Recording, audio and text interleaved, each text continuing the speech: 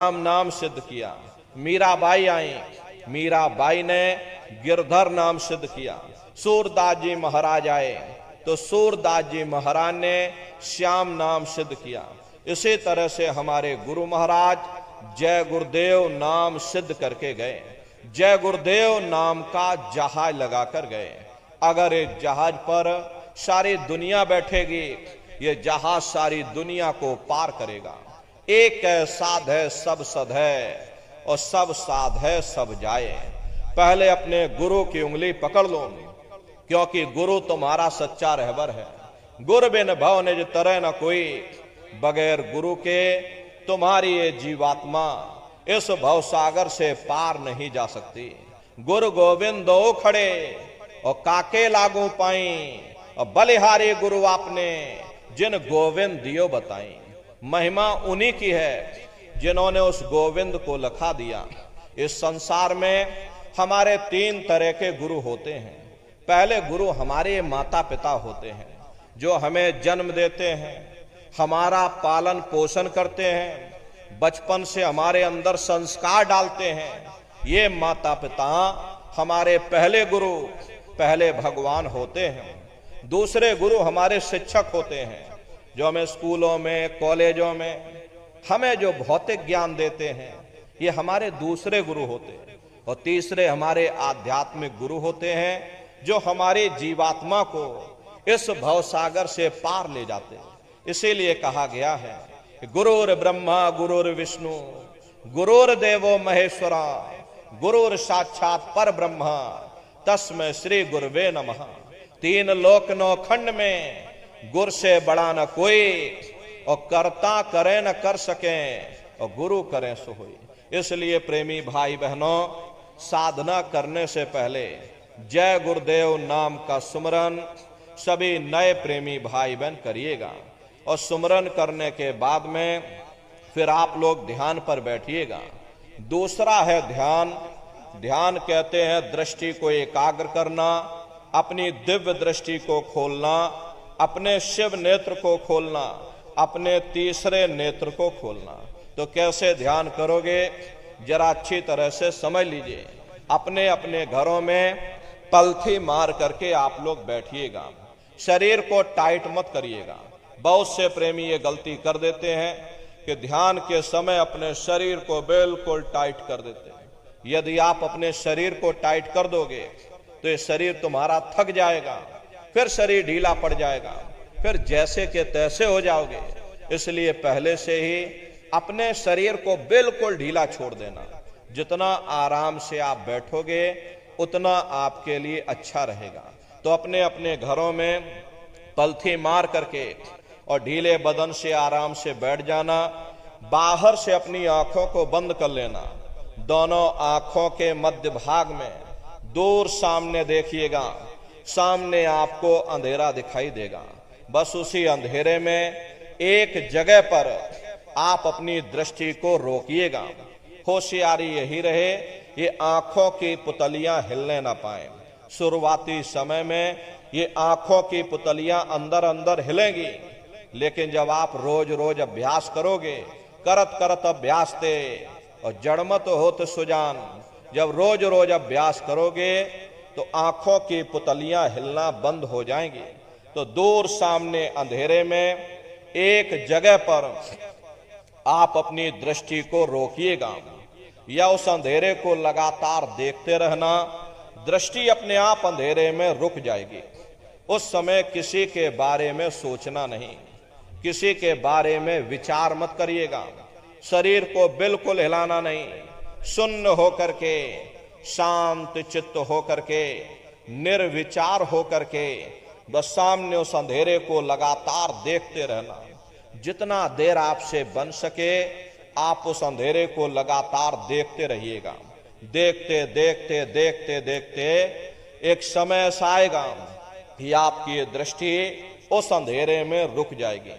और जैसे ही आपकी दृष्टि अंधेरे में रुकेगी तो सुई की नोक के बराबर काले में भी काला बिंदु, बड़ा चमकीला बिंदु होगा, तारे की तरह चम चम चम चम चमकेगा। वो चमकता हुआ तारे जैसा बिंदु आपको सामने अंधेरे में दिखाई पड़ेगा। और जब वो चमकता हुआ बिंदु सामने दिखाई पड़ जाए तब आप अपनी दृष्टि को उस बिंदु पर एकाग्र कर देना। वही बिंदु दरवाजा है, वही बिंदु खिड़की है, उसी को हरि का द्वार यानी कि हरिद्वार कहा गया। बहुत विशाल वो दरवाजा है। ये संसार कुछ नहीं है। ऐसे तुम लाखों संसार इकट्ठे करके एक साथ दरवाजे के अंदर डाल दो, पता तक नहीं चलेगा। इतना विशाल वो हरि का द्वार तुम्हारे सब के अंदर बना हुआ है। एक छोटे से बीज को लेकर के हम आपसे कहें कि इस बीज के अंदर बहुत बड़ा पेड़ है तो आप भरोसा नहीं करोगे, लेकिन उस छोटे से बीज को जब आप जमीन में गाड़ दोगे, थोड़ा खाद पानी दोगे, वो बीज अंकुरित हो जाएगा।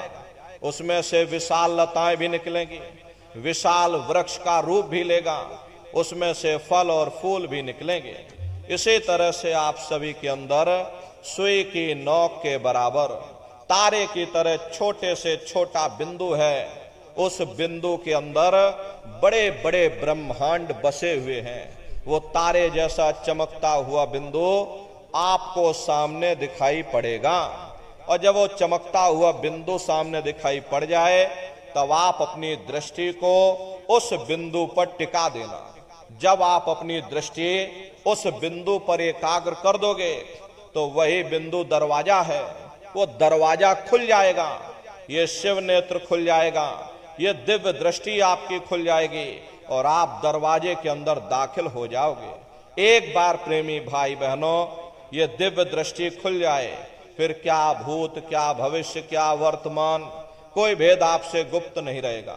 लाखों वर्ष पहले क्या हुआ था, भविष्य में क्या होने वाला है, अरे आप अपने अपने घरों में बैठ करके और ध्यान लगा करके भूत, भविष्य और वर्तमान को देख सकते हो। तो यह है ध्यान करने का तरीका। एक बार फिर से समझ लीजिए कैसे आपको ध्यान करना है। अपने अपने घरों में पलथी मार करके बैठ जाना, बाहर से अपनी आंखों को बंद कर लेना, दोनों आंखों के मध्य भाग में दूर सामने देखिएगा, सामने आपको अंधेरा दिखाई पड़ेगा। बस उसी अंधेरे में एक जगह पर आप अपनी दृष्टि को रोकिएगा। उस समय किसी के बारे में सोचना नहीं, किसी के बारे में विचार मत करना, शरीर को बिल्कुल हिलाना नहीं, शून्य हो करके, शांति चित्त हो करके, निर्विचार हो करके बस सामने उस अंधेरे को लगातार देखते रहो। देखते देखते देखते देखते एक समय ऐसा आएगा कि आपकी ये दृष्टि उस अंधेरे में रुक जाएगी। और जैसे ही आपकी दृष्टि अंधेरे में रुकेगी तो सुई की नोक के बराबर तारे की तरह चमकता हुआ बिंदु आपको सामने दिखाई पड़ेगा। और जब वो बिंदु सामने दिखाई पड़ जाए तब आप अपनी दृष्टि को उस बिंदु पर एकाग्र कर देना। जब आप अपनी दृष्टि उस बिंदु पर टिका दोगे तो वो बिंदु फट जाएगा, वो दरवाजा खुल जाएगा, ये शिव नेत्र खुल जाएगा, ये दिव्य दृष्टि आपकी खुल जाएगी और आप दरवाजे के अंदर दाखिल हो जाओगे। प्रेमी भाई बहनों, तो यह है ध्यान करने का तरीका। और तीसरा है भजन। गाने बजाने का नाम भजन नहीं है। ये नाच गाना, ढोल मजीरा, हारमोनियम, तबला, सारंगी, अरे इसका नाम भजन नहीं है। भजन कहते हैं उस शब्द को सुनना, उस नाम को सुनना, उस देववाणी आकाशवाणी को सुनना जो 24 घंटे तुम्हारे सब के अंदर गूंज रही है। कैसे भजन करोगे जरा अच्छी तरह से समझ लीजिए। ये दोनों उंगली कानों में डाल करके ये कानों को बंद कर लेना। कान इसीलिए बंद किए जाते हैं ताकि बाहर की कोई आवाज हमको सुनाई ना पड़े। अपनी सुविधा से बैठिएगा। कुर्सी पर चाहे कुर्सी पर बैठ जाओ, सोफे पर चाहे सोफे पर बैठ जाना, या कोई तकिया इस तरह से रख लेना।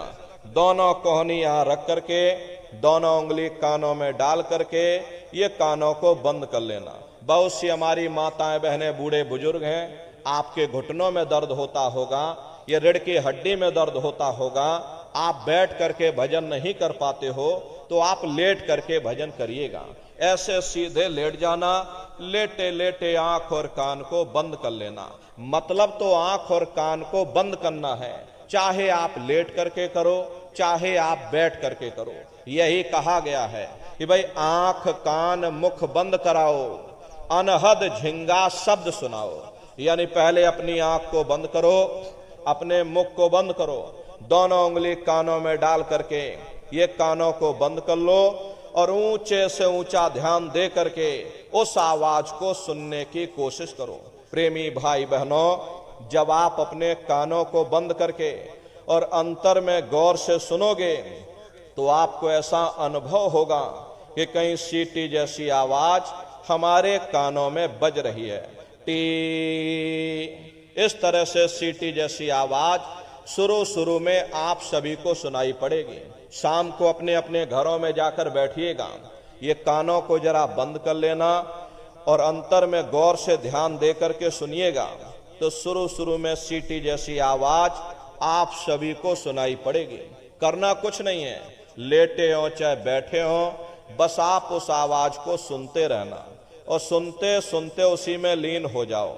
जब आप उसमें लीन हो जाओगे तो एक समय ऐसा आएगा, दोबारा आपको अनुभव होगा कि कहीं बड़ी दूर से एक महीन आवाज, घंटे और शंख की आवाज हमारे कानों में बज रही। जैसे मंदिरों में घंटियां बजती हैं, टन टन टन टन, तो बाहर तो आपने नकल किया। महात्माओं ने कहा था ये शरीर तुम्हारा सच्चा हरि मंदिर है, इसी हरि मंदिर के अंदर 24 घंटे वो घंटे और शंख की आवाज गूंज रही है। उसी घंटे शंख की आवाज को महात्माओं ने शब्द कहा। अरे आपकी धर्म पुस्तकों में लिखा है कि पोथी पढ़ पढ़ जग मुआ, पंडित भया न कोई, 2.5 अक्षर प्रेम का, पढ़े सो पंडित हुई। दुनिया वाले कहते हैं कि 2.5 अक्षर का मतलब प्रेम है। अरे प्रेम नहीं है, प्रेम में तो मात्रा लगी हुई। यहां पर जिस 2.5 अक्षर का वर्णन उन महात्माओं ने किया था वो है शब्द, सा आदा बा और दा। उसी शब्द को महात्माओं ने नाम कहा। कल युग जोग न जग न ज्ञाना, एक आधार नाम गुण गाना। कलयुग में न योग है, न यज्ञ है, न ये ज्ञान है, तो कलयुग में क्या है? कलयुग केवल नाम आधारा, सुमिर सुमिर नर उतर ही पारा। कलयुग में केवल नाम का आधार है। तो उसी घंटे शंख की आवाज को महात्माओं ने शब्द या नाम कहा। उसी घंटे शंख की आवाज को ईसा मसीह साहब ने वर्ड या लागस कहकर याद किया। उसी घंटे शंख की आवाज को गुरु नानक साहब ने अनहद वाणी कहकर याद किया। चीन में जो महात्मा हुए उन्होंने इसको ताओ कहकर याद किया। मुसलमान फकीरों ने इसे कलमा कहकर याद किया। हिंदू महात्माओं ने इसे देववाणी आकाशवाणी कहकर याद किया। उन अलग अलग महात्माओं ने अपनी अपनी भाषा में हम लोगों को समझाने की कोशिश की है कि भाई वो घंटे शंख की आवाज तुम्हारे सबके अंदर गूंज रही है, वो आपको सुनाई पड़ेगी। लेकिन शुरुआती समय में आपको ऐसा मालूम पड़ेगा कि कहीं बड़ी दूर पर घंटियां बज रही, टन टन टन टन, लेकिन सुनाई हरेक को पड़ेगी। प्रेमी भाई बहनों, जब घंटे और शंख की आवाज आपको अपने अंदर सुनाई पड़ने लग जाए तब आप सीटी की आवाज को छोड़ देना और घंटे शंख की आवाज को पकड़ लेना, उसको आप सुनने लग जाना। जब आप घंटे शंख की आवाज को सुनने लग जाओगे तो वो आवाज धीरे धीरे बढ़ना शुरू होगी और बढ़ते बढ़ते इस कदर बढ़ेगी कि आपके रोम रोम में घंटे और शंख की आवाज गूंजने लग जाएगी। बड़ी घनघोर आवाज होती है, बड़ी मधुर वो आवाज होती है। ये दुनिया भर के गाने आप लोग बाहर सुनते हो, उस संगीत के सामने ये दुनिया के संगीत कुछ नहीं है। जब आप उस संगीत को सुनोगे इतना भारी आनंद आपके ऊपर छा जाएगा, इतनी खुशी आपको होगी, ऐसा नशा आपके ऊपर चढ़ जाएगा कि आप सारी दुनिया को भूल जाओगे। अरे शंकर भगवान को वही नशा चढ़ा था। शंकर भगवान कोई गांजा भांग नहीं पीते थे, ये तो हमने आपने शंकर भगवान को भी बदनाम कर दिया कि शंकर भगवान गांजा भांग पीते थे, तो चलो हम भी गांजा भांग फूकेंगे, और सबके सब गजेड़ी हो गए। प्रेमी भाई बहनों, शंकर भगवान ने कभी गांजा भांग नहीं पिया। शंकर भगवान जिस नशे में लीन रहते थे वो नाम का नशा था, वो ध्यान का नशा था, वो भक्ति का नशा था। जब आप उस आवाज को सुनोगे तो आपको भी वो नशा चढ़ जाएगा, क्योंकि उस आवाज में चुंबक है।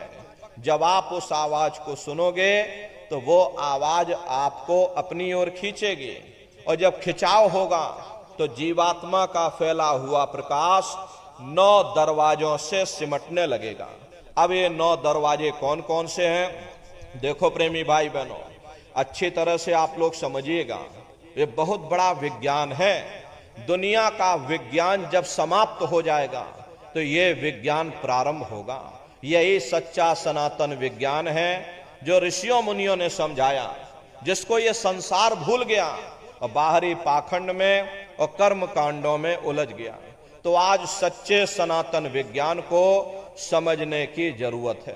तो ये 9 दरवाजे कौन कौन से हैं? 2 आंख, 2 कान, 2 नाक के सुराख, 1 मुंह, 2 मलमूत्र का रास्ता, ये शरीर के 9 दरवाजे हैं। सबसे पहला दरवाजा गुदा चक्र आता है। गुदा चक्र में गणेश जी वास करते हैं। गणेश जी वहां के मालिक हैं। ये 4 दल का कवल है। यहां पर पृथ्वी तत्व पाया जाता है। उसके ऊपर इंद्रिय चक्र आता है। इंद्रिय चक्र में ब्रह्मा जी वास करते हैं। ब्रह्मा जी वहां के मालिक हैं। ये 6 दल का कवल है। यहां पर जल तत्व पाया जाता है। उसके ऊपर ये नाभि चक्र आता है। नाभि चक्र में विष्णु जी वास करते हैं। विष्णु जी यहाँ के मालिक हैं। ये 8 दल का कवल है। यहाँ पर अग्नि तत्व पाया जाता है। उसके ऊपर ये हृदय चक्र आता है। हृदय चक्र में शिव जी वास करते हैं। शिव जी यहाँ के मालिक हैं। ये 12 दल का कवल है। यहाँ पर वायु तत्व पाया जाता है। अरे वास तो वो ऊपरी मंडलों में, ऊपरी लोकों में वास करते हैं, लेकिन उनका प्रकाश, उनकी किरणें इन चक्रों पर पड़ती हैं। उसी के ऊपर एक कंठ चक्र आता है। यहाँ पर आद्या महाशक्ति की किरणें पड़ती हैं। ये 16 दल का कवल है। और आप सबसे ऊपर, तुम्हारी जीवात्मा सबसे ऊपर दोनों आंखों के मध्य भाग में बैठी है, जहां पर ये देवियां बिंदी लगाती हैं और पुरुष जहां पर ये टीका लगाते हैं। ये बिंदी और टीका यहां पर हम लोग इसीलिए लगाते हैं क्योंकि यहीं पर हमारी जीवात्मा बैठी है, उसका श्रृंगार किया जाता है। ये 10वां द्वार है जहां पर तुम्हारी जीवात्मा बैठी है। इसी को 10वां द्वार कहते हैं। अरे आप लोग रोज चौपाई गाते हो कि मंगल भवन अमंगल हारी, द्रवं सुदशरथी अजर बिहारी। इसका अर्थ जरा समझने की कोशिश करो प्रेमी भाई बहनों। ये शरीर तुम्हारा मंगल भवन है, तुम्हें अमंगलों से बचाने वाला, तुम्हें नरकों 84 से बचाने वाला। ये पंच भौतिक शरीर ही तुम्हारा मंगल भवन है। इस मंगल भवन के 10 दरवाजे हैं और 10वें दरवाजे पर ये अजर बिहारी यानी कि तुम्हारी जीवात्मा बैठी है। और यहीं पर बैठ करके जीवात्मा अपने प्रकाश को 9 दरवाजों में फैलाती है, जिससे तुम्हारा ये शरीर चलता है, तुम्हारे हाथ चलते हैं, तुम्हारे पैर चलते हैं। जब आप भजन करोगे, उस घंटे और शंख की आवाज को सुनोगे तो उस आवाज में चुंबक है। वो आवाज आपको अपनी ओर खींचेगी, और जब खिंचाव होगा तो जीवात्मा का फैला हुआ प्रकाश 9 दरवाजों से सिमट करके यही 10वें दरवाजे पर इकट्ठा हो जाएगा। और जैसे ये सारी शक्ति, सारी चेतना सिमट करके यहाँ पर इकट्ठी हुई तो शब्द क्या काम करेगा?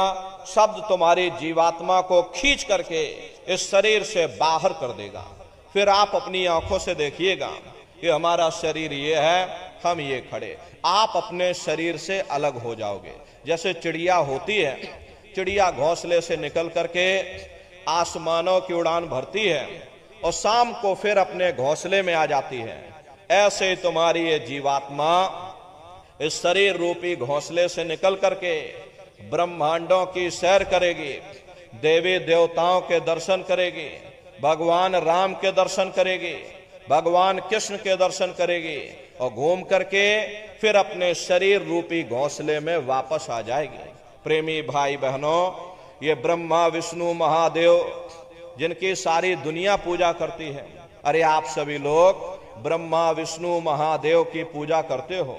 अब पूजा करते करते आपका ये जीवन बीत गया, जिंदगी तुम्हारी बीत गई, लेकिन कभी तुमने विचार ये नहीं किया भाई जिनकी हम पूजा कर रहे, आखिर ये ब्रह्मा विष्णु महादेव कौन है, ये कहां पर रहते हैं, ये क्या काम करते हैं, इनके माँ बाप कौन हैं, भगवान राम कौन है, भगवान कृष्ण कौन है, ईश्वर कौन है, ब्रह्म कौन है, पर ब्रह्म कौन है, ये कहां पर रहते हैं। तो जरा संक्षिप्त में आप समझिएगा, क्योंकि अगर हम इसका वर्णन करेंगे तो हमको लाखों वर्ष लग जाएंगे, एक लोक का वर्णन नहीं हो पाएगा।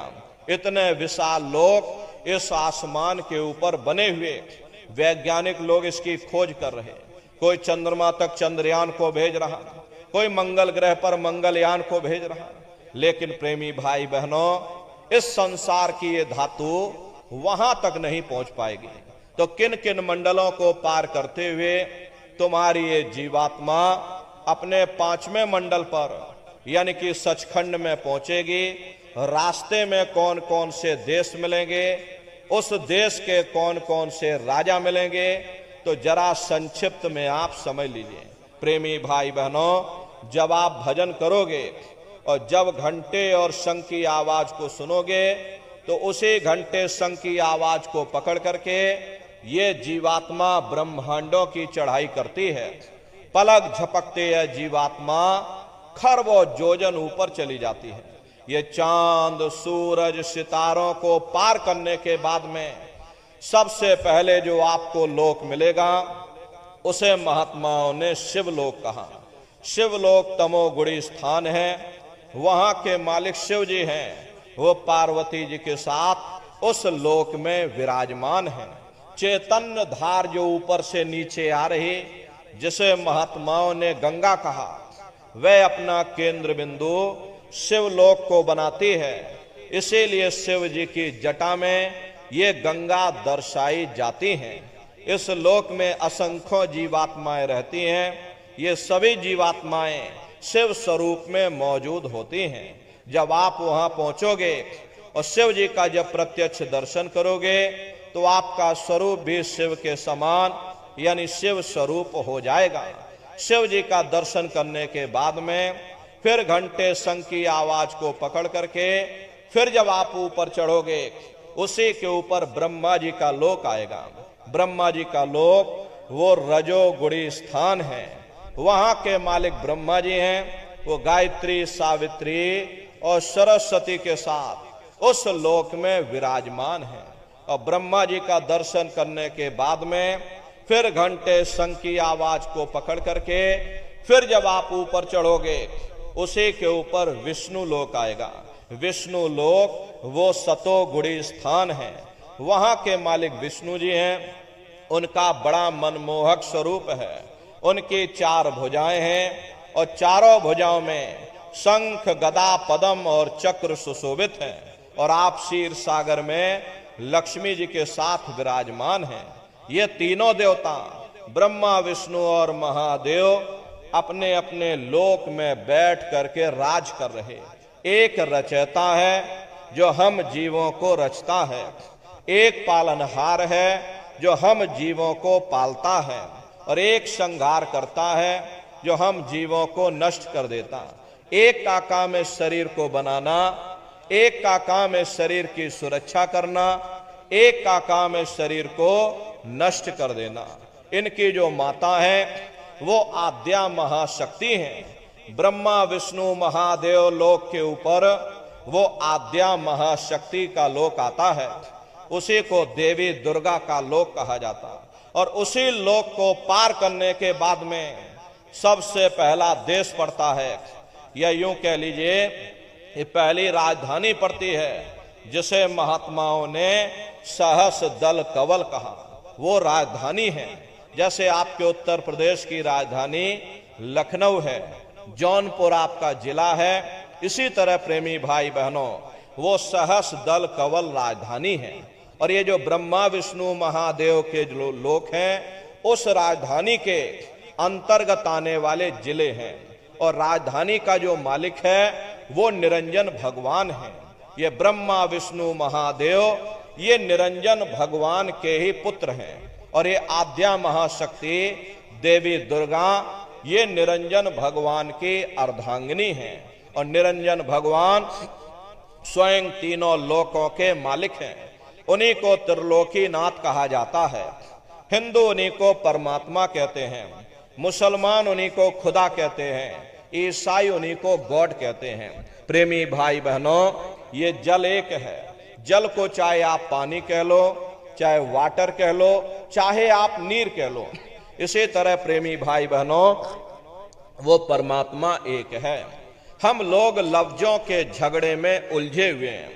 घंटे और शंख की आवाज जो हर इंसान के अंदर गूंज रही वो आवाज उन्हीं के मुखार बिंद से हो रही। निरंजन भगवान का जो स्वरूप है वो ज्योतिष स्वरूप है। हजार बाती की अखंड ज्योति वहां पर बराबर जल रही। परम प्रकाश रूप दिन राती, नहीं कछु चाहिए दिया घरत बाती। अरे हम आप यहाँ मंदिरों में ज्योत जलाते हैं, ये तो हम आप उसकी नकल करते हैं। महात्माओं ने आपको चिन्ह बता दिया कि भाई उनका ऐसा स्वरूप है, तो हम लोग यहाँ पर नकल करने लगे। इस ज्योति में तेल की जरूरत पड़ती है, बाती की जरूरत पड़ती है। तेल बाती खत्म हो जाए, अरे ज्योति तुम्हारी बुझ जाएगी। लेकिन वो अखंड ज्योति वहां पर ऐसी जल रही जिसमें ना तेल की जरूरत है और ना बाती की जरूरत है। अरे महात्माओं ने लिखा है, उल्टा कुआ गगन में तिसमें जरे चिराग, तिसमें जरे चिराग, बिना रोगन बिन बाती, 6 ऋतु 12 मास, जरत रहे दिन राती। सतगुर मिले जो होए, ताहि की नजर में आवे, बिन सतगुर नहीं कोई, वाह को दर्शावे। वो अखंड ज्योति ऐसी है जिससे पूरा ब्रह्मांड प्रकाशवान हो रहा। जितनी भी अवतारी शक्तियां आई, भगवान राम आए, राम को वहीं से नीचे उतारा गया। इसीलिए उस देश को अयोध्या नगरी या कौशलपुर देश भी कहा जाता है। अरे गोस्वामी जी महाराज जब साधना करके वहां पहुंचे, तभी गोस्वामी जी महाराज ने रामचरित्र मानस में लिख दिया।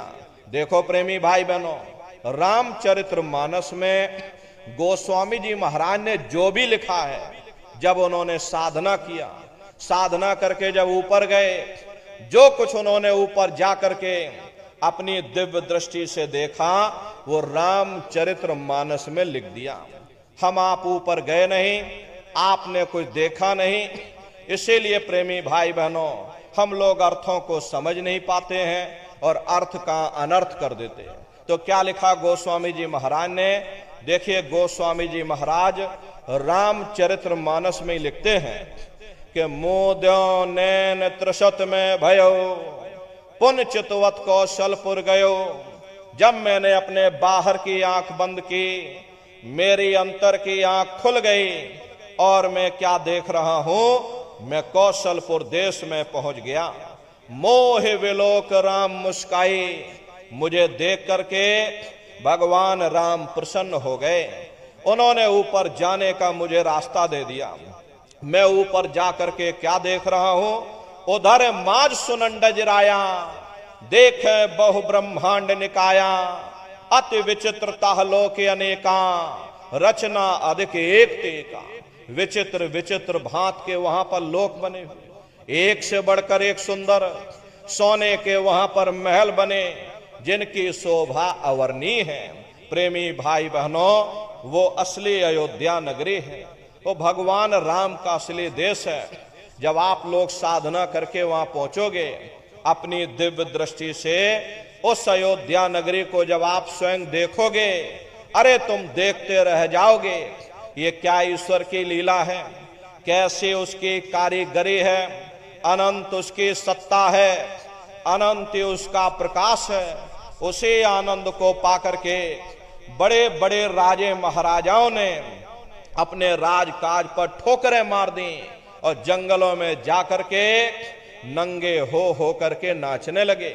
इतना आनंद, इतनी खुशी उन साधकों को होती है।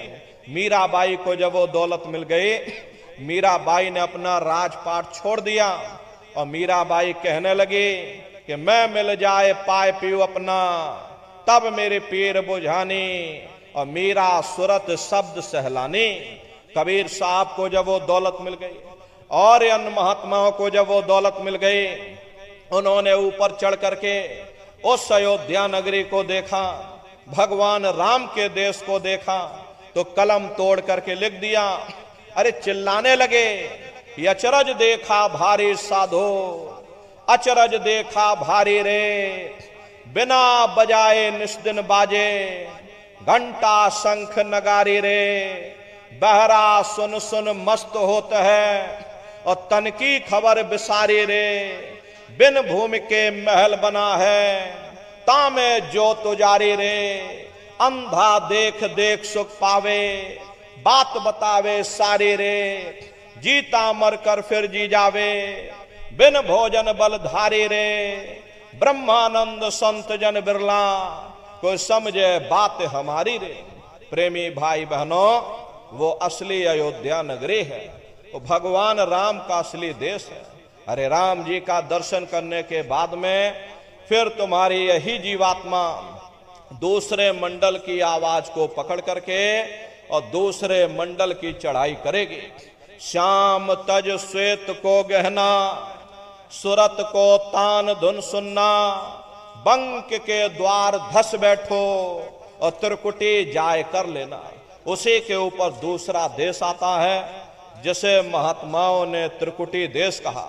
वहां के जो मालिक हैं वो ब्रह्म हैं, वहीं से मन और माया की उत्पत्ति हुई, वहीं से तीन गुण, रजोगुण, तमोगुण, सतोगुण, तीनों गुणों की उत्पत्ति वहीं से हुई। ये जो आपके वेद हैं प्रेमी भाई बहनों, बड़े बड़े पंडित पुरोहित, ज्ञानी विज्ञानी, विज्ञानाचार्य वेदों का अध्ययन करते हैं। वेदों की भी उत्पत्ति उसी स्थान से हुई है।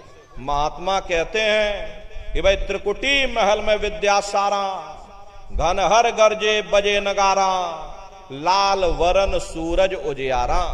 वहां पर दो धुने, बादलों की गर्जन और मृदंग की आवाज उस लोक में गूंजती रहती है। जैसे पहले स्थान पर भगवान राम के देश में घंटे और शंख की आवाज गूंजती है, ऐसे दूसरे मंडल पर यानी कि ब्रह्म के देश में बादलों की गर्जन और मृदंग वहां पर बजता रहता है।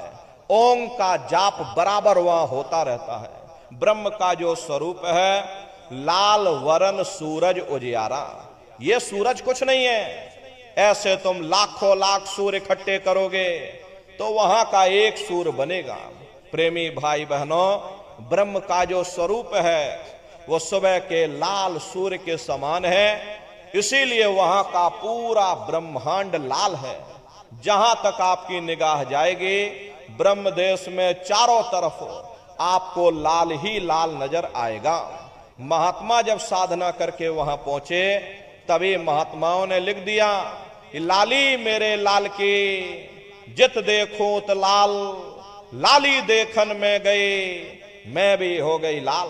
वो पूरा ब्रह्मांड ही लाल है। तो जितने साधक वहां पहुंच जाते हैं उन सभी को योगेश्वर कहा जाता है। अरे योगेश्वर की पदवी उन्हीं को मिलती है जो ब्रह्म स्थान तक पहुंच रखते हैं। जैसे व्यास जी हुए, वशिष्ठ जी हुए, वाल्मीकि जी हुए, इन सब की पहुंच वहीं तक थी। इसीलिए कहा गया कि वाल्मीकि भय ब्रह्म समाना। जब इनकी जीवात्मा वहां पहुंची और जब इन्होंने ब्रह्म का दर्शन किया तो इनका स्वरूप भी ब्रह्म के समान यानी कि ब्रह्म स्वरूप हो गया। तो जितने साधक वहां पहुंच जाते हैं उन सभी को योगेश्वर कहा जाता है। योगेश्वर भगवान श्री कृष्ण उसी देश में वास करते हैं। ये जो ब्रह्म देश है वो श्री कृष्ण भगवान का ही देश है और श्री कृष्ण भगवान वहीं पर रहते हैं। अरे बाहर की जन्माष्टमी नहीं है जो आप लोग यहाँ जन्माष्टमी मनाते हो, ये तो आप नकल करते हो। महात्माओं ने कहा था भाई सही मायने में तुम जन्माष्टमी कब मनाओगे? जब तुम्हारी ये जीवात्मा 5 तत्वों जल पृथ्वी अग्नि वायु आकाश और 3 गुण रजोगुण तमोगुण सतोगुण यानी 5 तत्व और 3 गुणों से परे होकर के ब्रह्म देश में पहुंच करके जब तुम कृष्ण भगवान का दर्शन कर लोगे तब सही मायने में जन्म अष्टमी मनाई जाएगी। वहां कृष्ण भगवान का दर्शन करने के बाद में फिर तुम्हारी यही जीवात्मा तीसरे मंडल की आवाज को पकड़ करके और तीसरे मंडल की चढ़ाई करेगी। आगे पहुंची सुन झंकार ररंकार धुन सुनी पुकार, आगे श्वेत सुन है भाई और मान सरोवर पैठ नहाई। उसी के ऊपर तीसरा देश आता है जिसे महात्माओं ने सुन्न देश कहा, उसी को रारंग देश कहा जाता, उसी को अक्षर और नेति कहा जाता। वहां के जो मालिक हैं वो रारंग पुरुष यानी कि पर ब्रह्म पुरुष हैं। वहां किंगरी और सारंगी 2 धुनें उस लोक में गूंजती रहती हैं और पर ब्रह्म पुरुष का जो स्वरूप है वो पूर्णमासी के चंद्रमा के समान बड़ा ही मनमोहक स्वरूप है। इसी स्थान पर प्रेमी भाई बहनों एक बहुत बड़ा अमृत का सरोवर बना हुआ है जिसे महात्माओं ने मान सरोवर कहा। जब तुम्हारी ये जीवात्मा उस मान सरोवर में जाकर स्नान कर लेगी तो जन्म जन्मांतरों के तुम्हारे मैले पाप कर्म साफ हो जाएंगे। अरे यहाँ के पानी से तुम्हारे कर्मों की सफाई नहीं होने वाली, ये बाहर का पानी तुम्हारे शरीर के मैल को धो सकता है, लेकिन जो पापों का मैल है, जो अंतःकरण में कर्मों की गंदगी पुण्य और पाप के बोझे जो आपने अपने ऊपर लाद रखे हैं, वो जब साफ होंगे जब आप तीसरे मंडल पर पहुंच करके उस गंगा में डुबकी लगाओगे। उस गंगा में स्नान करने के बाद में ये जीवात्मा हंस रूप हो जाती है। हंसन मिले हंसा हो जाई, मिले जो अमीय आहारा है। जीवात्मा का खुद का प्रकाश उस अमृत के सरोवर में स्नान करने के बाद में 16 सूर्य के बराबर हो जाता। फिर यही जीवात्मा चौथे मंडल की आवाज को पकड़ करके और चौथे मंडल की चढ़ाई करती है। 2 पर्वत के संग निहारो भंवर गुफाते संत पुकारो।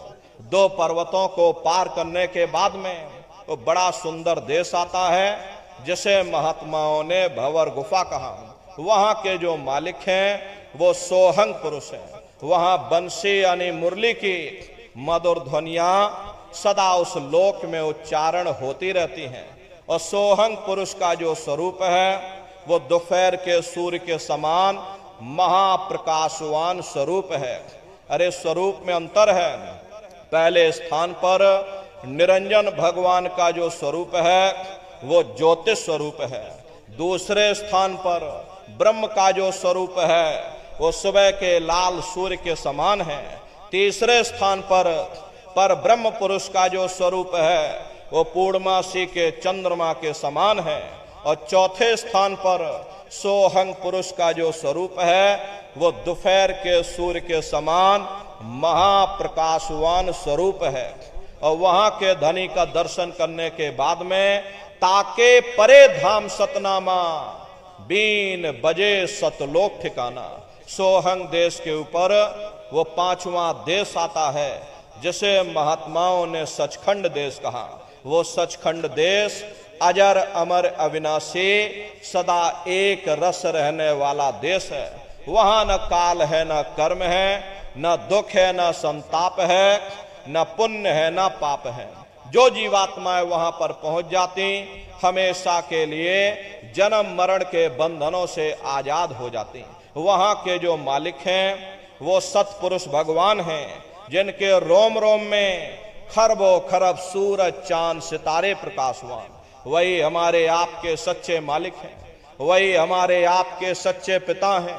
अरे हमको आपको वहीं से नीचे उतारा गया, फिर शब्द को पकड़ करके शब्द शब्द पौड़ी पर चढ़कर पहुंचो सचखंड सतनाम।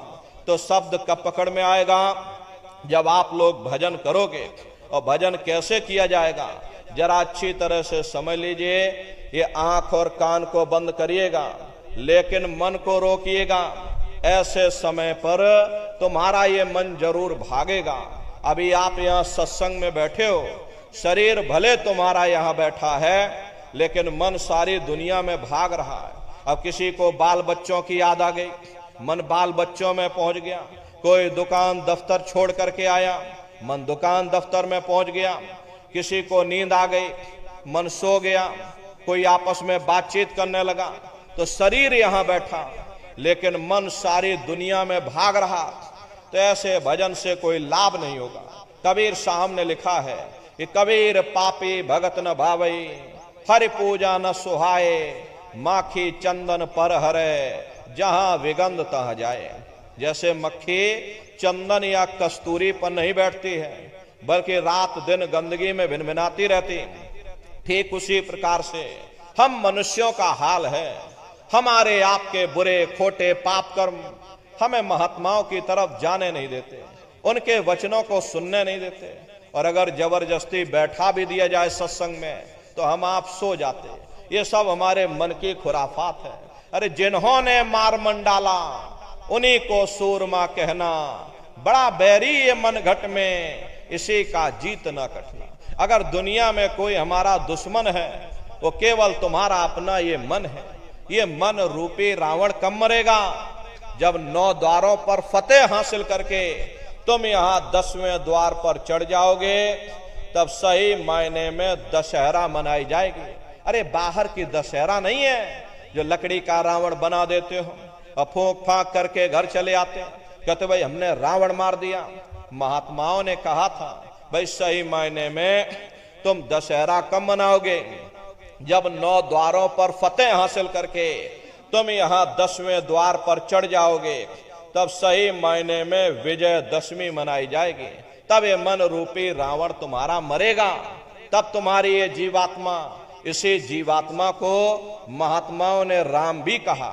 अरे हम कोई अपने मन से नहीं कह रहे, धर्म ग्रंथों में लिखा हुआ है, एक राम दशरथ का बेटा, एक राम घट घट में लेटा, एक राम का सकल पसारा, एक राम है सबसे न्यारा। एक वो राम है जो अयोध्या के वासी हैं, और एक राम घट घट में लेटे, यानी हमारी आपकी ये जीवात्मा जो हर एक के अंदर मौजूद है। महात्माओं ने कहा भाई एक वो राम है, और एक राम का सकल पसारा, यानी पहले स्थान के मालिक वो निरंजन भगवान, जिनको दुनिया त्रिलोकीनाथ कहा गया, जिनका ये पूरा पसारा, ये पूरा संसार है। महात्माओं ने कहा भाई एक वो राम है, और एक राम है सबसे न्यारा, 5वें स्थान के मालिक वो सत्पुरुष भगवान जो हमारे आपके सच्चे पिता हैं। महात्माओं ने कहा भाई एक वो राम है। तो महात्मा तो उस राम की महिमा गाते हैं। मोटी बात आप पकड़िए, ये भजन कैसे करोगे? ये आंख और कान को बंद कर लेना, अंतर में गौर से सुनिएगा। शुरू शुरू में सीटी जैसी आवाज आप सभी को सुनाई पड़ेगी, उसे पकड़ लेना, सुनते रहना, सुनते सुनते उसी में लीन हो जाओ। एक दिन ऐसा आएगा जब लगातार उसको सुनते रहोगे, तो एक समय ऐसा आएगा दोबारा आपको अनुभव होगा कि कहीं बड़ी दूर से एक महीन आवाज, घंटे और शंख की आवाज हमारे कानों में बज रही, और जब घंटे शंख की आवाज आपको अपने अंदर सुनाई पड़ने लग जाए, तब आप सीटी की आवाज को छोड़ देना और घंटे शंख की आवाज को पकड़ लेना। एक बार प्रेमी भाई बहनों आप उस आवाज को पकड़ लो, फिर वो आवाज आपको नहीं छोड़ेगी, खींच करके शरीर से बाहर कर देगी। रोज आना, रोज जाना, रोज ब्रह्मांडों की सैर करना, रोज देवी देवताओं के दर्शन करना, रोज घर बैठे भगवान राम के दर्शन करना, रोज भगवान कृष्ण के दर्शन करना, और घूम करके फिर अपने शरीर रूपी घोंसले में वापस चले आना। तो सुमरन, ध्यान और भजन 3 क्रियाएं आपको बताई गई, नित्य नियम से करिएगा। नागा नहीं होना चाहिए। शरीर को आप देखो भोजन देते हो, सुबह दोपहर शाम रात भोजन करते रहते हो, लेकिन कभी तुमने विचार ये नहीं किया, ये जीवात्मा जो जन्म जन्मांतरों से बेचारी भूखी प्यासी बैठी है, जिसकी शक्ति से तुम्हारा ये भारी भरकम शरीर चल रहा, तो कभी अपनी जीवात्मा को तुमने भोजन नहीं दिया। अरे इसका भोजन भजन है, इसका भोजन शब्द है, इसका भोजन नाम है। अपना ये नियम बनाओ कि पहले हम अपनी जीवात्मा को भोजन देंगे, फिर अपने शरीर को भोजन देंगे। अगर ये नियम तुम्हारा बन गया तो तुम्हारा लोक भी बन जाएगा, तुम्हारा परलोक भी बन जाएगा। प्रेमी भाई बहनों, उस मालिक को पाने के लिए तुम्हें कोई घर बार नहीं छोड़ना है, तुम्हें कोई जात बिरादरी नहीं बदलनी है। ये जात पात के रगड़े झगड़े ये तुम्हारे अपने नहीं है, ये सिर्फ मन की खुराफात है। अरे आप अपनी बुद्धि से विचार करिए, जब गुरु नानक साहब नहीं आए थे तब कोई सिख नहीं था, जब मोहम्मद साहब नहीं आए थे तब कोई मुसलमान नहीं था, जब ईसा मसीह साहब नहीं आए थे तब कोई ईसाई नहीं था, और पीछे लौटते चले जाओ तो केवल मनुष्य मनुष्य रह जाते हैं। ये रगड़े झगड़े किसने पैदा किए? ये हमने आपने पैदा किए।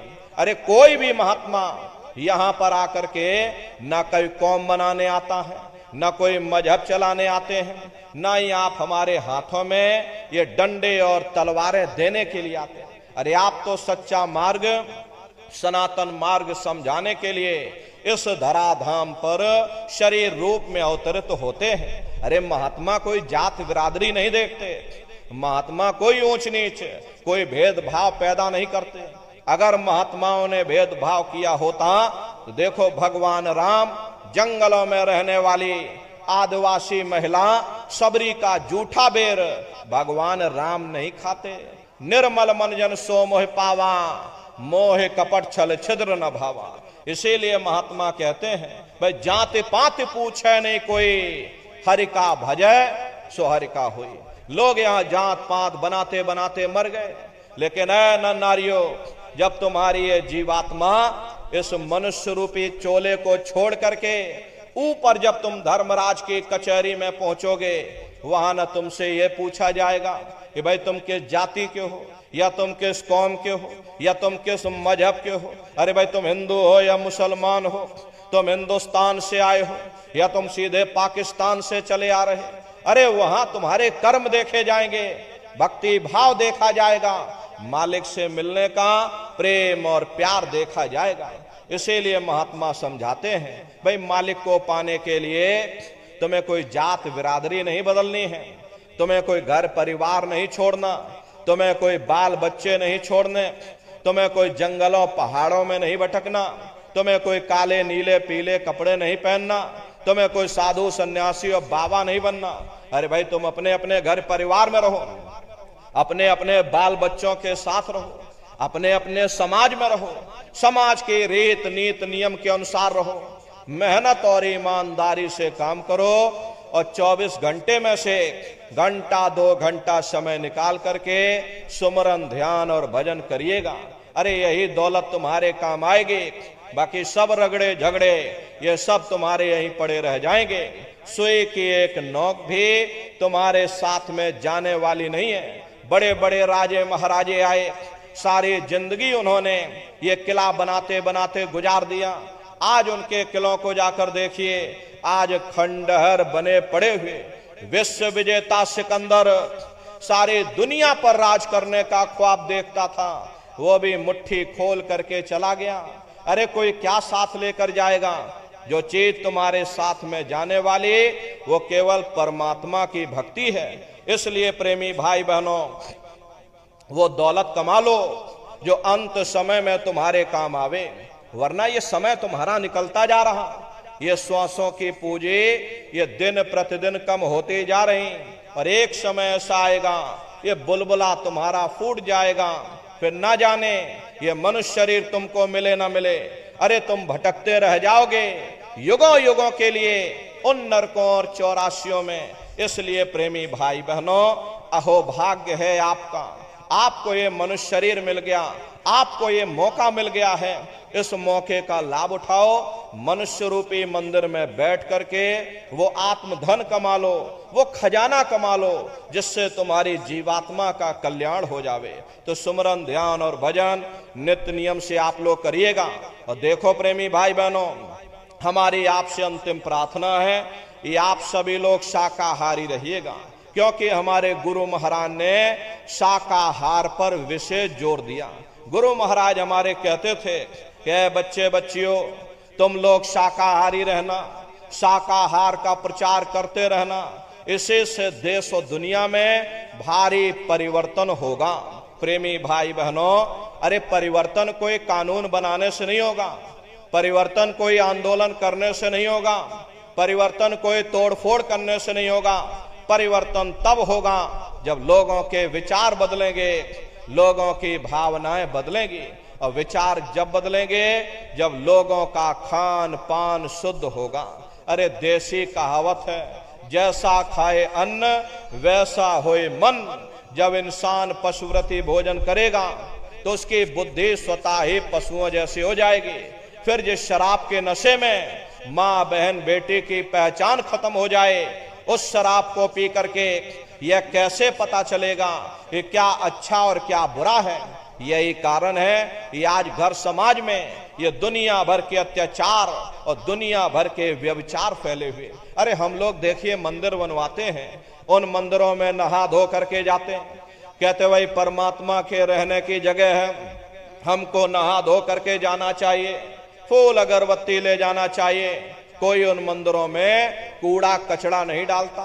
अगर तुम कूड़ा कचड़ा डालोगे तो आपस में लाठियां चल जाएंगी। फिर ये जो हरि मंदिर है, ये पंच भौतिक शरीर जिसे महात्माओं ने हरि मंदिर कहा, अरे इसमें तुम हाड़ मांस के लोथड़े डालते हो, इसमें तुम शराब के कतरे डालते हो, इसमें तुम मुर्गा मुर्गी काट करके डाल रहे। अपने बनाए हुए ईंट गारे के मंदिर की तुम कद्र करोगे और परमात्मा के बनाए हुए इस मानव मंदिर को तुमने जीते जी कब्रिस्तान बना दिया तो सख्त सजा मिलेगी। अरे महात्माओं ने लिखा है कि तिल भर मच्छी खाए के कोट गऊ दे दान, काशी करवट जा मरे निश्चय नरक निदान। यदि तिल भर भी मच्छी खा करके फिर चाहे कोटान कोट तुम गऊओं का दान करो और काशी में जाकर के मत्था रगड़ते रगड़ते अपनी पूरी जिंदगी वहां पर गुजार दो, फिर भी तुमको तुम्हारे गुनाहों की सजा मिलेगी, कोई बच नहीं सकता। क्योंकि ये कर्म भूमि है, यहां तुम जैसा कर्म करोगे वैसा फल तुमको मिलेगा। देखिए इस कर्म भूमि पर कृष्ण भगवान तक नहीं बच पाए। उस समय बाली को छिप करके बाण मारा, वही बाली कृष्ण अवतार में बहेलिया बन करके आ गया। कृष्ण भगवान के पैरों में पद्म चमकता था, हिरण की आंख समझ करके बहेलिये ने निशाना मार दिया और जब पास में आकर के देखा कृष्ण भगवान थे, अफसोस करने लगे। लेकिन कृष्ण भगवान ने उसको समझाया कि भाई इसमें तुम्हारा कोई दोष नहीं, उस समय हमने तुमको मारा, आज तुमने हमको मार दिया, हमारा तुम्हारा अदला बदला पूरा हो गया। कर्म प्रधान विश्व रच राखा, जो जस करे सो तस फल चाखा। ये कर्मों का ऐसा देश है, यहां तुम जैसे बीज बोगे वैसे फसल काटोगे। इसलिए नर नारियों, हमारी आपसे प्रार्थना है कि आप सभी लोग शाकाहारी रहिएगा। कोई ऐसा नशा मत करो जिससे बुद्धि तुम्हारी पागल हो जाए और घर में माँ बहन बेटी की पहचान खो दो। हरे प्रेमी भाई बहनों, ये तरह तरह की बीमारियां जो आज के समय में आ रही, इसका मुख्य कारण एक ही है, लोगों का खान पान गंदा हो गया। अरे आप अपनी बुद्धि से विचार करिए, जब इंसानों के खून में जानवरों का खून मिल जाएगा, इंसानों के अंदर जब जानवरों के कीटाणु पहुंच जाएंगे तो न जानवरों की दवा काम में आएगी न इंसानों की दवा काम में आएगी। तो परिणाम क्या होगा? ऐसी महामारियां फैलेंगी। अभी कोरोना जैसी महामारी आई, पूरा विश्व तबाह हो गया, लोग अपने अपने घरों में सब कैद हो गए, कोई किसी से मिलने को तैयार नहीं। न जाने कितने घर परिवार उजड़ गए, न जाने कितनी लाशें बह गईं, न जाने कितने बच्चे अनाथ हो गए, न जाने कितनी माताएं विधवा हो गईं, लाखों लाख रुपया लेकर के लोग अस्पतालों के चक्कर काटते रह गए, एक ऑक्सीजन का सिलेंडर नसीब नहीं हुआ। अरे कारण क्या है? कारण यही है, जब जानवरों के कीटाणु इंसान के शरीर में प्रवेश कर जाएंगे तो आने वाले समय में ऐसी महामारियां और फैलेंगी। हमारे गुरु महाराज सन 70 के दशक में ये भविष्यवाणी किया करते थे कि बच्चा आगे नई नई बीमारियां आएंगी। पहले बीमारियों की हवा चलेगी, फिर बीमारियों की आंधी आएगी, फिर बीमारियों की सुनामी आएगी। अरे लाशें पड़ी घर घर में सड़ेंगी, बचाने वाला मिलेगा ना कोई, जमाना बदलेगा। कहे जय गुरुदेव पुकार, जमाना बदलेगा। इसलिए प्रेमी भाई बहनों, हमारी आपसे प्रार्थना है कि आप सभी लोग शाकाहारी रहिएगा। कोई ऐसा नशा मत करो जिससे बुद्धि तुम्हारी पागल हो जाए और घर में माँ बहन बेटे की पहचान खो दो। देखो उस समय पर प्रेमी भाई बहनों, एक द्रौपदी के चीर हरण से पूरा महाभारत हो गया। उस समय बड़े बड़े राजे महाराजे मौन हो गए, भीष्म पितामह मौन हो गए, गुरु द्रोण मौन हो गए। नतीजा क्या हुआ? मारे गए सबके सब, महाभारत हो गया। लाखों करोड़ों लोग काल के गाल में समा गए। एक द्रौपदी के चीर हरण से इतना बड़ा महाभारत हो गया। आज इस कलयुग में शराब के नशे में न जाने कितनी माताओं बहनों पर अत्याचार हो रहा, न जाने कितना व्यभिचार हो रहा। इसका भारी परिणाम आवाम जनमानस को भोगना पड़ेगा। हमारे गुरु महाराज कहते थे, राख बनेंगे महानगर तक, एटम के अंगारों से पत्ता पत्ता झुलस जाएगा, विश्व युद्ध टंकारों से मानव की क्या पेश चलेगी, अंबर तक फट जाएगा, इस धरती का सारा आंगन लाशों से पट जाएगा, महाशक्तियां दुनिया भर की मिट्टी में मिल जाएंगी, क्रूर विधर्मी मानव की तब अकल ठिकाने आएगी। ऐसा भीषण बम भोले का तांडव होने वाला है और जागो जागो दुनिया वालों, समय बदलने वाला है। इसलिए प्रेमी भाई बहनों, आपसे हमारी प्रार्थना है, कोई ऐसा नशा मत करो जिससे बुद्धि तुम्हारी पागल हो जाए और घर में माँ बहन बेटी की पहचान खो दो। अरे आप अपने आप को कट्टर हिंदू मानते हो, अरे भाई हम कट्टर हिंदू हैं, हमसे बड़ा सनातनी दुनिया में कोई नहीं।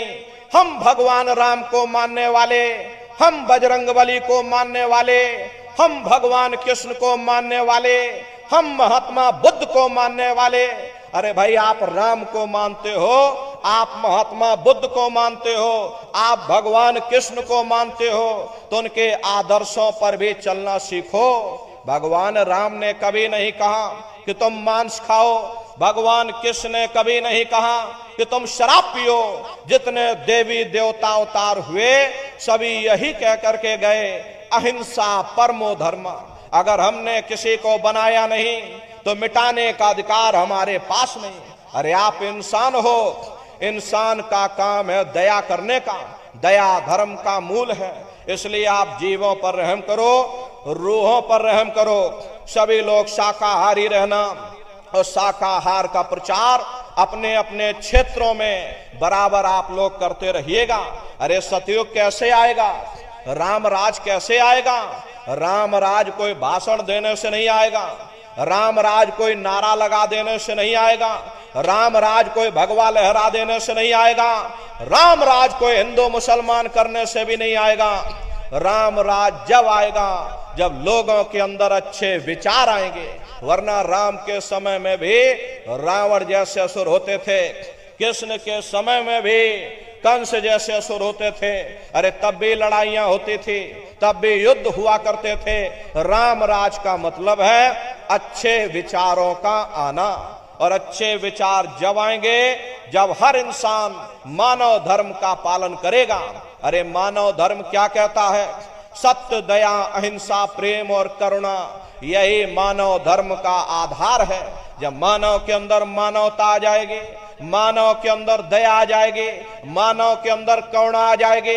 ये मानव दूसरों की पीड़ा को अपनी पीड़ा समझने लग जाएगा। अरे जब इंसान के अंदर इंसानियत आ जाएगी तब सही मायने में देश में राम राज आ जाएगा।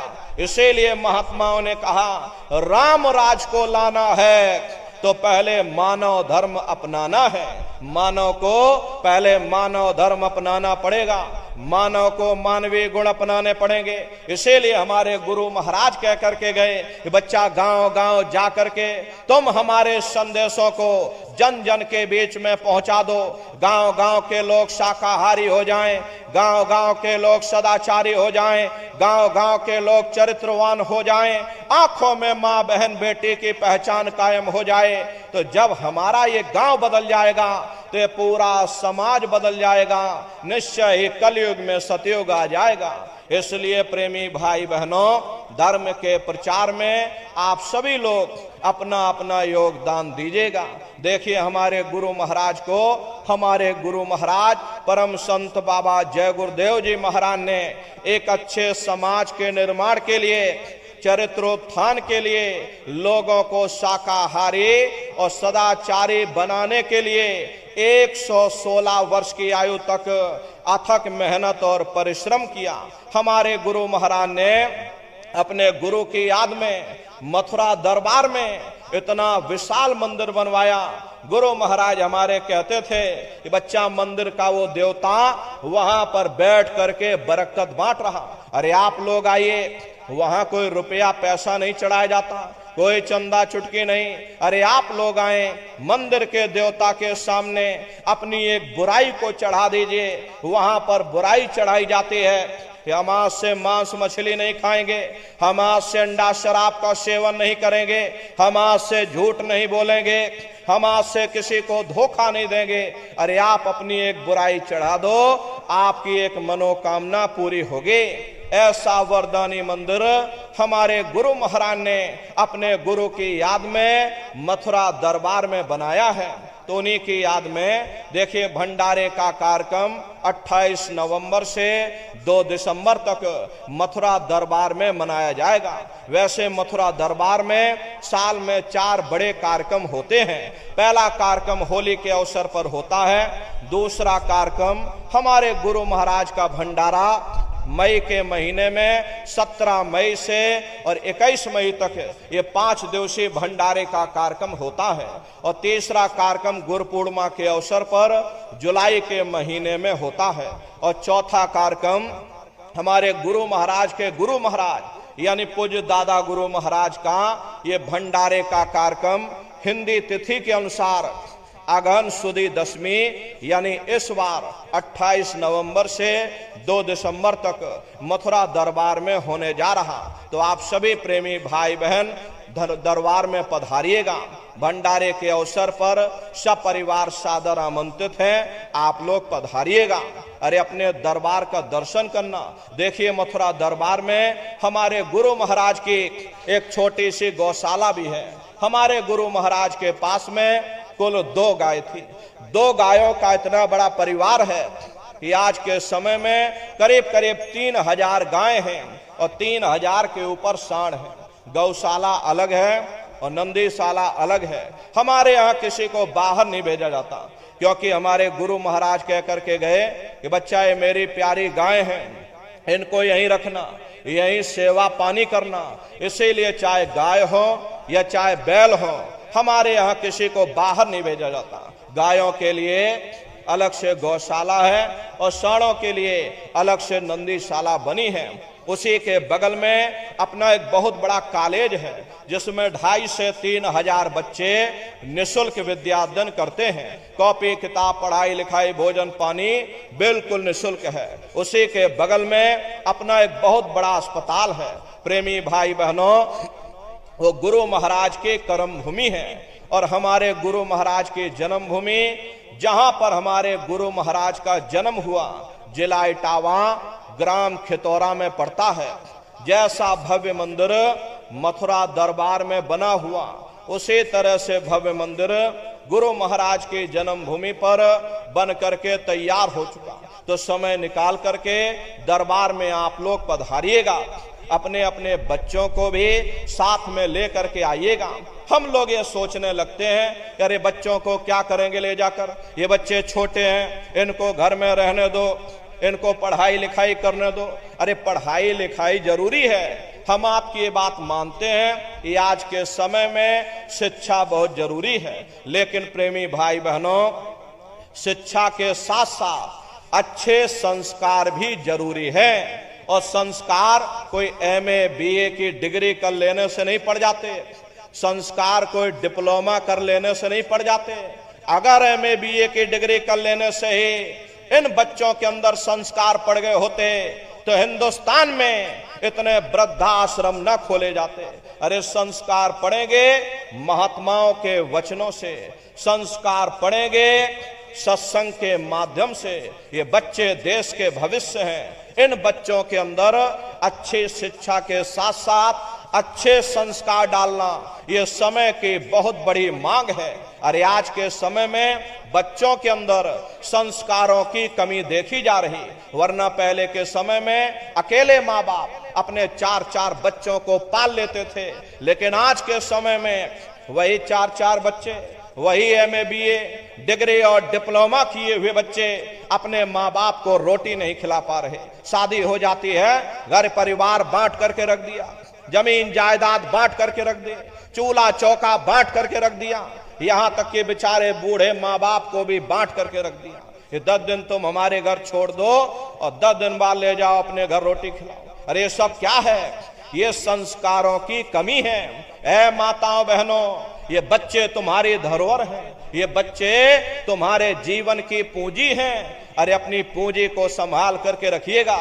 इन बच्चों को आप बचपन से तैयार करो, इनको अच्छी शिक्षा देना, इनको अच्छे संस्कार देना, इनको शाकाहारी बनाना, इनको सदाचारी बनाना, इनको चरित्रवान बनाना। और इनको भी तुम राम और कृष्ण बना दो। यही बच्चे बड़े हो करके अपने माँ बाप का नाम रोशन करेंगे, घर और समाज का नाम रोशन करेंगे। इसलिए प्रेमी भाई बहनों, अपने अपने बच्चों के साथ, इष्ट मिष्ट परिवार वालों के साथ आप सभी प्रेमी भाई बहन भंडारे के कार्यक्रम में कृष्ण भगवान की नगरी मथुरा में आप सभी लोग सब परिवार सादर आमंत्रित हैं। आप लोग पधारिएगा। सुमरन ध्यान और भजन बराबर आप लोग करते रहना। इतना जान लो प्रेमी भाई बहनों, ये रास्ता बिल्कुल सच्चा है। अरे आप करोगे तो आपको अनुभव होगा, दिखाई भी पड़ेगा, सुनाई भी पड़ेगा। अरे तुम्हारा लोक भी बन जाएगा और तुम्हारा परलोक भी बन जाएगा। इसलिए नित्य नियम से 24 घंटे में से घंटा 2 घंटा समय निकाल करके अपने अपने घरों में बैठ करके सुमरन ध्यान और भजन बराबर आप सभी लोग करते रहिएगा। इसी के साथ अब हम अपनी वाणी को विराम देते हैं। आप लोगों ने अपना कीमती समय हमको दिया, इसके लिए आप सभी प्रेमी भाई बहनों को बहुत बहुत साधुवाद है। सबका जीवन मंगलमय हो, इन्हीं शुभकामनाओं के साथ में आप सभी को आपने अपना कीमती समय दिया, इसके लिए बहुत बहुत धन्यवाद है। प्रेमी भाई बहनों, अभी हम सत्संग समाप्त करने के बाद में नीचे उतर जाएंगे। बारी बारी से आप लोगों से मिल भी लेंगे, लेकिन आप लोग कोई धक्का मुक्की मत करिएगा, आराम आराम से आइएगा। सबसे पहले माताएं बहनें आएंगी, उसके बाद भाई लोग आएंगे। माताओं बहनों से हमारी हाथ जोड़ करके प्रार्थना है, देखो माताओं बहनों, ये भीड़ भाड़ का समय है। आपने अपने गले में कोई सोने की चैन, कोई लॉकेट, कोई जंजीर डाल रखी है, जरा आप उसे सुरक्षित करके आइएगा, क्योंकि भीड़ भाड़ का समय है। तरह तरह के लोग आते हैं, उनकी निगाह आपकी चैन पर होती है। प्रेमी भाई बहनों, अरे आपका नुकसान होगा तो आपको भी तकलीफ होगी, हमको भी तकलीफ होगी। इसीलिए पहले से आपको सचेत किया जा रहा है। ये अपने गहनों की सुरक्षा करना ये आपकी जिम्मेदारी बनती है। सर को, कान को, गले को बिल्कुल आप लोग ढक करके आइएगा, या थोड़ी देर रुक जाना, जब भीड़ भाड़ कम हो जाए तब आप लोग आ जाना।